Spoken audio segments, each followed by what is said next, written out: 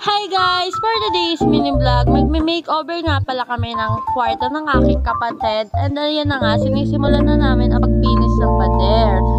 And syempre, pagtapos magpinis, ano pa ba? And ayan, lalagay na namin itong pintura. Eh grabe guys, napaka-satisfying niya ilagay. And yung pinsan ko nga pala ang magpipintura ng pader namin.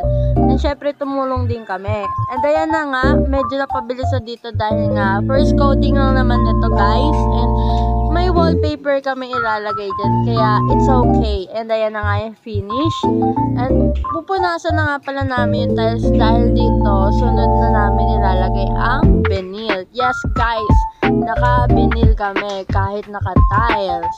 Kasi nga, may mga pintura na yung tiles.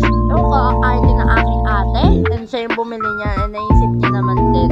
Maganda din. And ayan na nga guys, wrap na nga namin yung wallpaper na ilalagay namin sa pader. Guys, grabe, napakaganda na ito. Sa Shopee namin to binili. At napakamura na ito guys.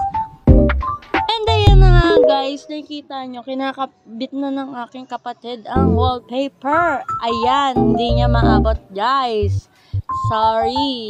Dahil nga maliit lang naman kami magkakapatid. Siya na din yan nagkabit. At siya rin naman may alam kung paano ikabit. At ako lang ang taga-video. And ayan na nga, nahihirapan na siya dahil hindi nga pantay ang pagkakagawa ng pader namin. Grabe. And ayan guys, dito sa part na to, nahihirapan siya dahil sa corner, hindi niya nagupit yan at nakalimutan niya. Kaya ginawa niya na lang ng paraan kung paano niya madidikit ng maayos. And ayan na, sinunod niya na nga yung kulay pink. At dahil konti lang naman yung pader dyan, hindi na namin siya tinulungan. At ang sabi niya, kaya naman daw niya. Pero tingnan niyo yung tip ng kulay pink. Hindi siya gaano dumidikit. Pero mayat maya, okay na at nadikit niya na at nagawa niya na ng paraan. And ayan, tignan nyo, napasampas na pa. And ayan na nga, ina-unbox na nga pala ng aking kapatid ang